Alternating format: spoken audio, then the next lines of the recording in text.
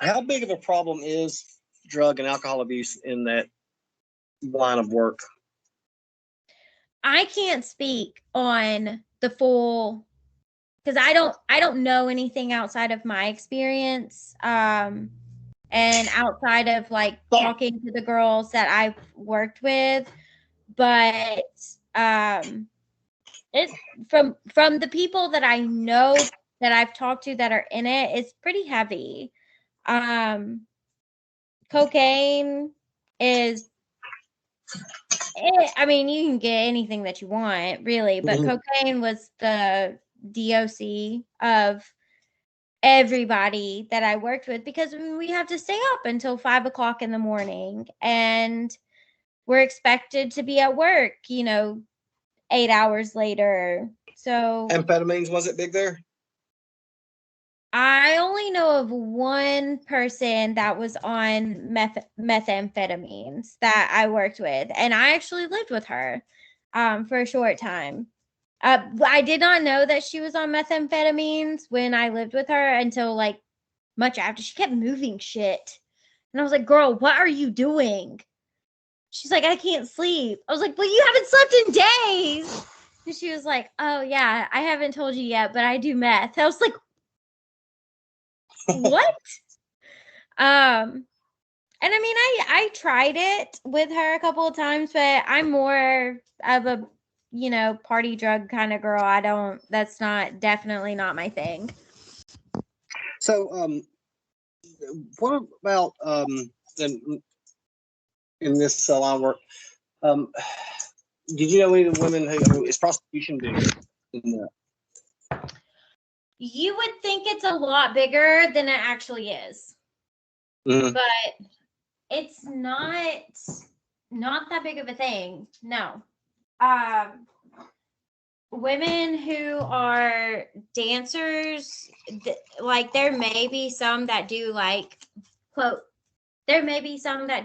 quote, private parties, but no, like of the women that I worked with, we were all very close friends, and we talked about everything with each other. And there was maybe, out of the 30 girls that I worked with, there was maybe 2 that would do. I mean, I feel like that's a really dangerous stereotype, that people think that all dancers just want to go to work to find Johns, but no, like most women that I've worked with, and I even went down to Panama City Beach and worked, and those women, they didn't do it either. They're very safe. They're very protective of the industry, and they make their money from dancing, not from anything else. Sure. Because I mean, everything's portrayed as it'd be just a huge prostitution ring or yeah. I mean that's a common belief, and I really feel like it's a misconception, because, like, yes, we may sell our bodies, but it's just to look at. It's not anything else. Like, to look at. Even like when I went, do you remember the tornadoes that came through Alabama in 2014? When we had those big tornadoes that came through, the like 50 tornadoes. Was it 14 or 2011 when they? It may have been. It was 2011. That's right. Yeah. It was like April. Yeah. So when that happened, the power at the club that I worked at Visions, went out. We didn't have power up there for over a week.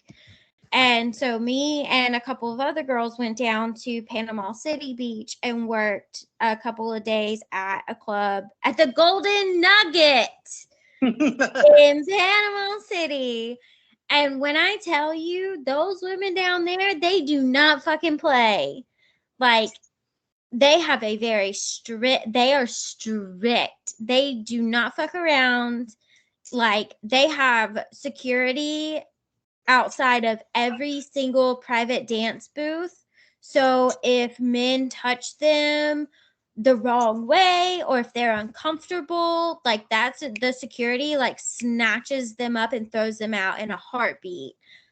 It was quite nice, like just I bet having there's some big that. old boys too, aren't Yeah. Oh yeah. Yeah. they? Yeah. Yeah, I mean, I guess, and then down there, I mean, you would have to, I guess, be more security. I mean, you got all kind of tourists and people coming from all over the year down there. I'm not saying it's going to be more dangerous, but it seems like it'd be a lot more busier down there. What kind of money did you make down there? Honestly, the money was not that great down there. Then, I'm assuming just because of the time of year. It was April. It was off season.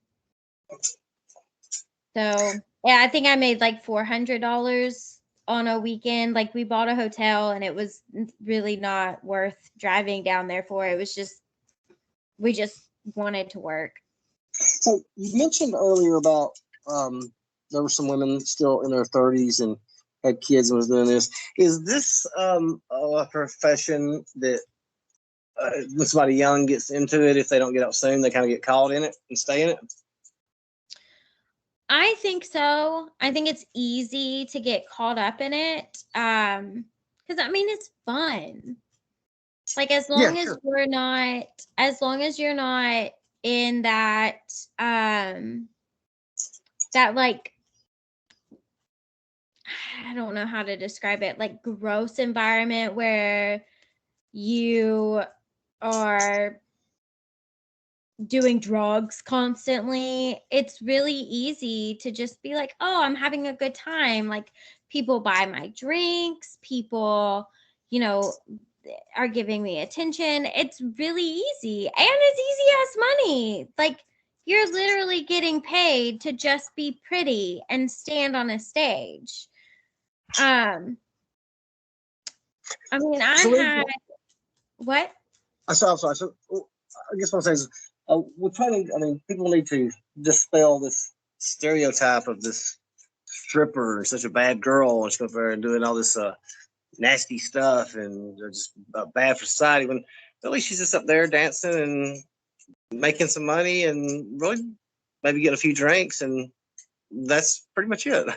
Yeah, I mean, I feel like I'm sorry, I'm showing the man behind the curtain, but yeah, like most dancers that you see, especially if you like go to a strip club and you actually like sit down and talk to them, those were my favorite like people, clients that I talked to were the ones that would ask me like, so what do you do? Like, is this your like full-time job, or what do you do outside of this? And those are the people that I like to talk to the most, because they treated me like a person, because we are people.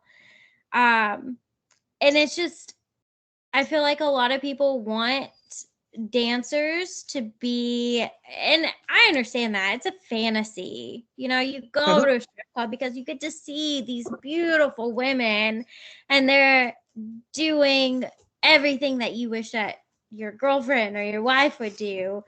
But they're people. They have a life outside of the club. And we all want to share that with the people that come into the club. We want to be treated like humans.